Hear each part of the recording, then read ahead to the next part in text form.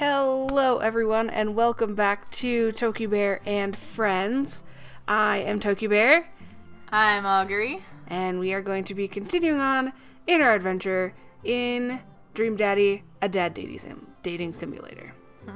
And I think we aren't going to talk to Robert and Brian. We've already talked to Matt, Hugo, and Craig. We don't really want to talk to Joseph and Damien, so I think we were just going to go to Burger Time. Because Joseph and Damien are the actual worst. Yeah, and yet I still want to know about the secret ending. I just want the secret ending. Like, I want it to be a thing. I want to join the cult. The cult of Joseph. Gross. Alright, Burger Time. And without further ado, let's work some magic. Joseph closes his eyes, takes a deep breath, and gets to work. With the greatest of ease, he sets patties on the grill, flourishing as he flips his spatula in the air. It's easily some of the best grill work I've ever seen. You guys think this is my first time in front of a grill? He's working faster now, effortlessly, tossing cheese onto patties and perfectly grilling onions on the side. One after another, the dads take notice and crowd around Joseph to admire his masterful technique. That's so weird. It's really creepy. Like, why? Oh, Why? Just why? I mean, everything about him was creepy, though, to be real. I mean, you're not wrong. You probably didn't know this, Sebastian, but Joseph's known around here for his grillmanship. He's ungrillable. I've tried to get on his level, but I just can't catch up. Let us keep studying. Was that me? That is me. That okay. is you. Let us keep studying. He's a rare quality about him. Oh man, these are such dad jokes.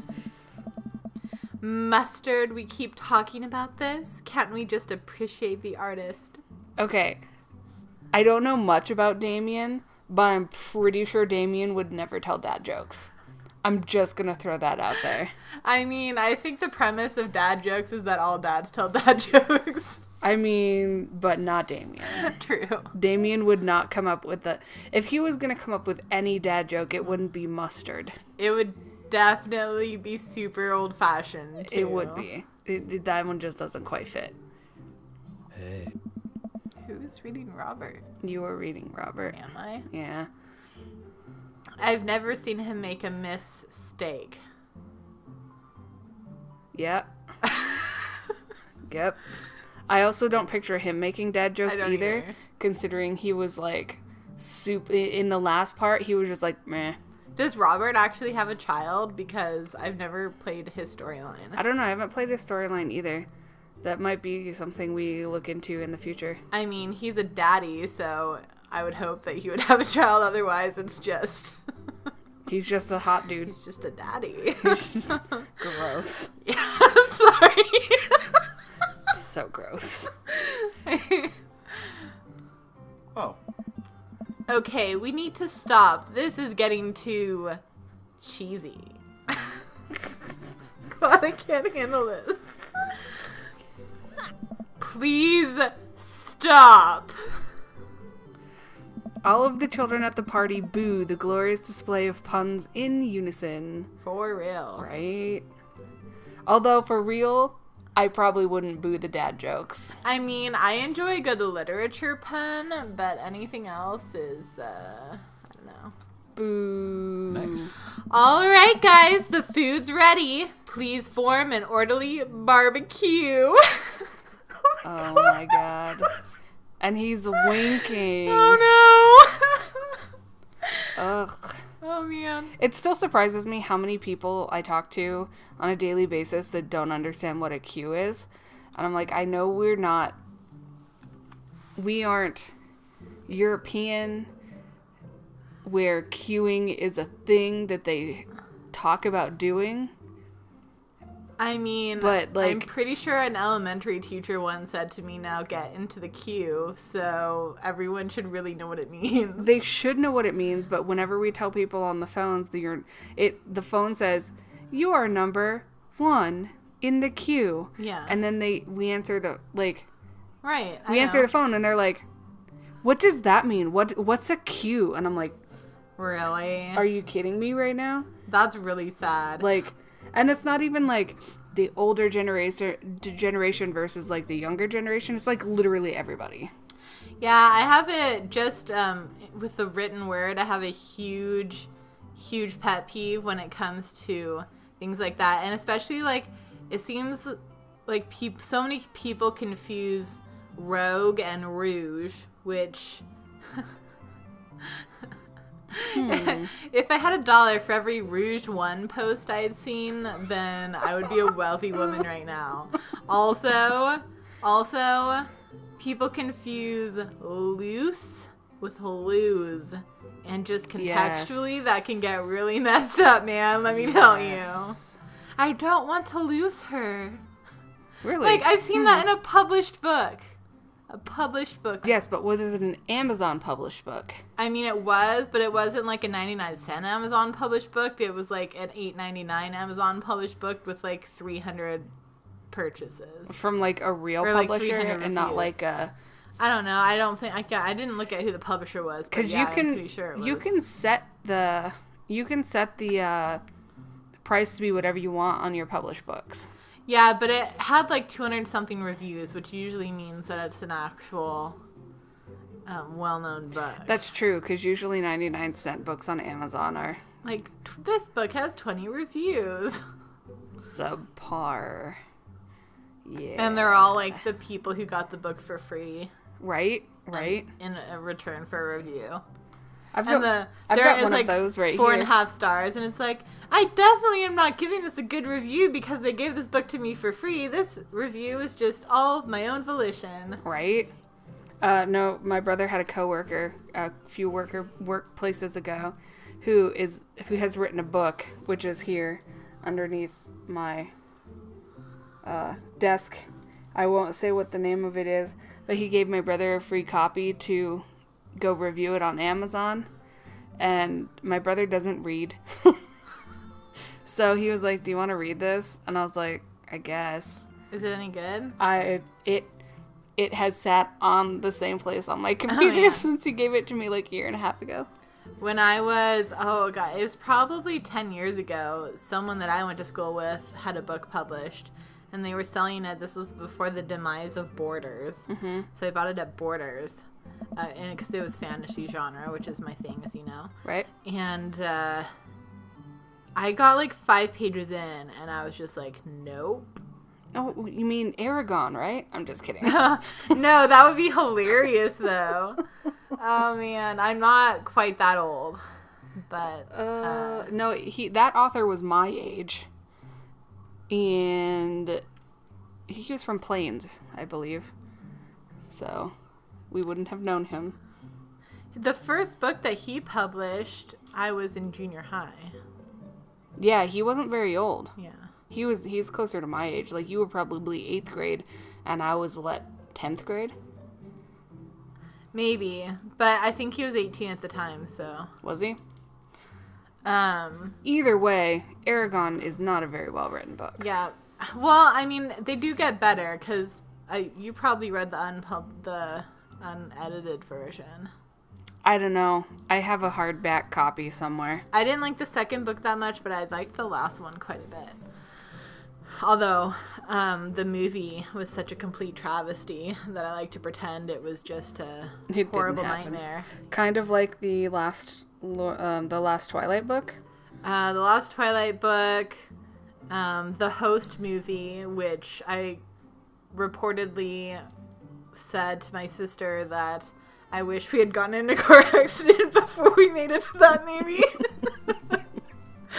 And we were literally, we were the only 2 people in the theater, so we did not feel restrained, and we spent the entire time just fucking mercilessly mocking the shit out of it. It probably and the Hobbit deserved movies it. are up there, too. I mean, the Hobbit movies are really bad. For real. Remember when we went and saw the last last Twilight movie? He kicked the roof out of the building. He did kick the roof out of the building. What even was that? Remember when we went and saw the last Twilight movie? And we were sitting there, and we're like, this is not real. This is a complete dream sequence. Like, everything that's going on right now is so fake. And then everybody in the theater was like, oh my God, I know. Everybody's dying. And we were, wasn't it the premiere too? Yeah, and we were just sitting behind all these 12-year-olds and pissing them off because I was just like, really? Well, we just laughed the whole time at everything. Oh, I know. Because it was so bad. And at one point they like turned around and like death glared at. We weren't being super loud or anything. No. But like I think they were like, everyone's dying, and we were like, and they started crying, and we're just like, no, this isn't happening. I'm like, no, this is completely. This is no. No. False emotional odds. Yeah, pretty much. Okay, I'm gonna move us along in the story because we haven't gotten very far, and yeah, we went off on a tangent. Yeah, I don't even remember how. It started out with queuing. Oh, right. Okay. Amanda groans. We all grab our food and hang out, enjoying perfectly cooked cheeseburgers. Aye. Man, it's so wild how all of us dads live in the same cul-de-sac.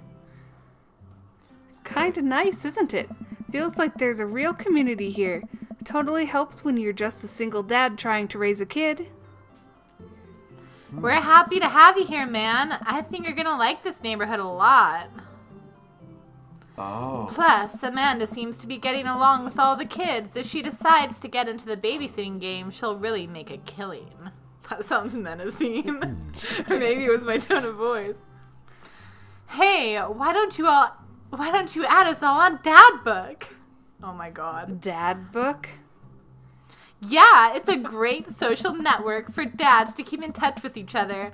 We're all on it. So if you ever need to reach out to anyone, that's the simplest way to do it. Sorry, I'm just an old-fashioned dad. Social media goes over my head sometimes. Don't worry, Pops. I'll help you figure it out. The rest of the barbecue goes smoothly. We all trade stories and drink beer as our kids play on the lawn. Amanda breaks up a fight between Carmencita. I almost did the exact same thing. I almost did the exact same thing. Carmenista. That's 100% what almost came out of my mouth. Between Carmencita and those weird twins. I think they want her soul. I think they wanted her soul. You know what? They probably did. They probably did. It's probably a creepy sacrificial ancient Babylonian goddess cult. Right? At least they're not gingers. True.